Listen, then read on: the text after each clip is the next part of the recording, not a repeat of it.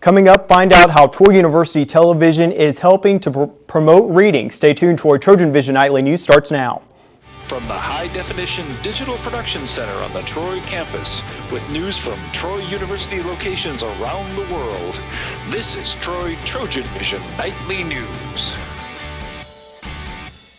Hello and welcome to TrojanVision Nightly News for June 25th, 2013. I'm Jetson Garner. Thanks for joining us this evening. Well, every year, Troy University selects a book to serve as the common reader for all incoming students. The books serve as a part of Troy's quality enhancement plan to encourage a culture of reading, and an upcoming television program here on TrojanVision hopes to educate the public more about the plan and its execution.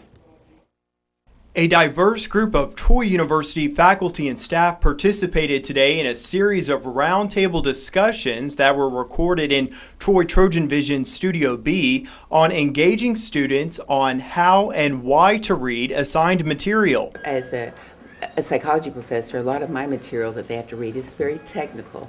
So I make sure that they understand how to break down the information and make it applicable. We're always trying to make associations between what's in theory and what's in their real life, and making it interactive. Engaging students in the classroom has always been a priority among educators. Now many students have access to the internet at all times, so it's more challenging than ever. Educators often rely on their peers for advice. Today, some say they left the roundtable with new ideas to more efficiently appeal and deal with their students. I'm a theoretical physicist, so that means I deal in ideas, not so many experiments.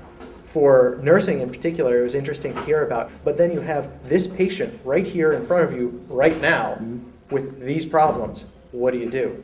And so that brings it out of this realm of ideas and brings it down to being something very concrete. I thought that was very interesting. Along with general problems, every student is different, and there can be complications with learning that may go beyond just not being interested. One big problem at Troy in particular, we have students who have been here that have struggled but have never contacted our office because they hear adaptive needs program or they hear disability, and they don't always think what they have is a disability or think it qualifies because they're saying, if I'm not bedridden, then I really don't have a disability. This year's Common Reader is To the Last Breath by Francis Slakey. The program is expected to debut sometime this year on Troy TrojanVision. A weird transition, but for those of you who have ever wanted to know what a volcano looks like from space, or maybe a windstorm from a desert from a satellite, well, there's a chance to do that at the Johnson Center for the Arts. Felicia Payne has the story. Generally, humans see Earth from one point of view, from the Earth. But right now, there's an opportunity to see Earth from space in an exhibit at the Johnson Center for the Arts. The exhibit we have in our lower galleries is titled Earth from Space, and it is a poster exhibition on loan from the Smithsonian Institute.